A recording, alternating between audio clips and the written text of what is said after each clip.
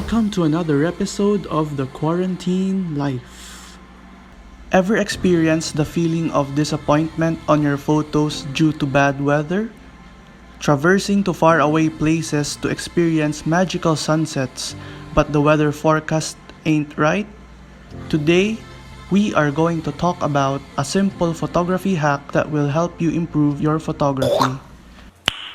Nice. It's what you call the sky replacement. So there's a bunch of techniques for sky replacement, but today we are going to talk about the easiest one. So let's get started. So we start off by importing our main photo together with a few photos with good skies to choose from.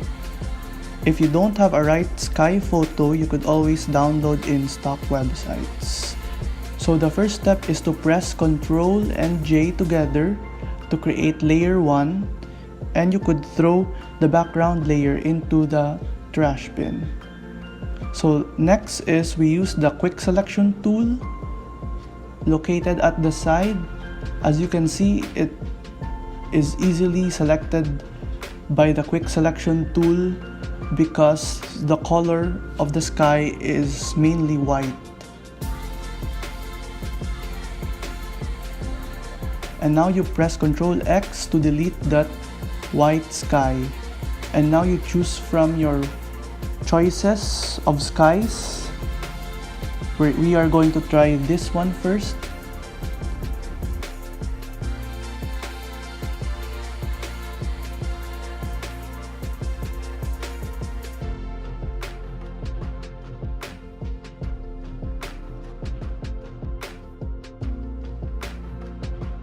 Now, adjust the size of the clouds, and after that,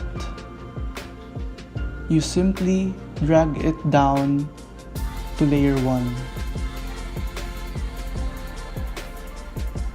And there you go. You have a new sky. And we are going to make slight changes in the image.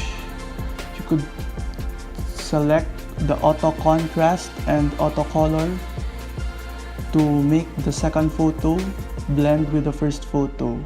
You could also adjust the contrast, brightness, and the other stuff to make it blend with the original photo. It's as simple as that.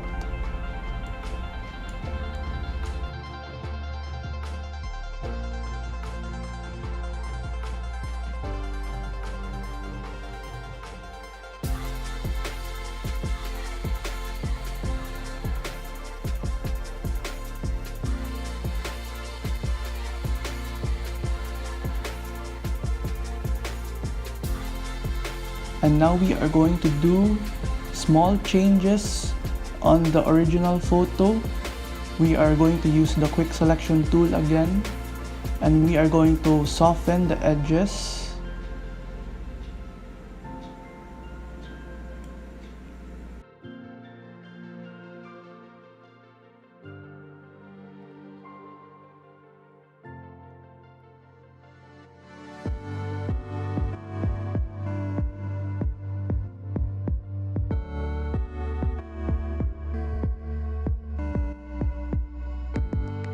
And that's basically it.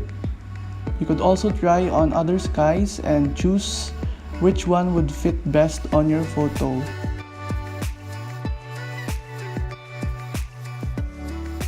On this one, I think this is a little unrealistic because of the size of the clouds.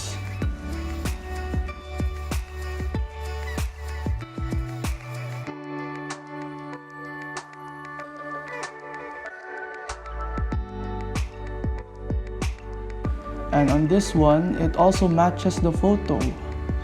And we are going to try to make it blend with the original photo by adjusting again the contrast, brightness, and the hues. So as you can see, when we zoom in on the mountains, there is a bit of white left, we are going to clear that out by simply clicking on the mask at the side, and we are going to use the brush tool to brush out the white parts.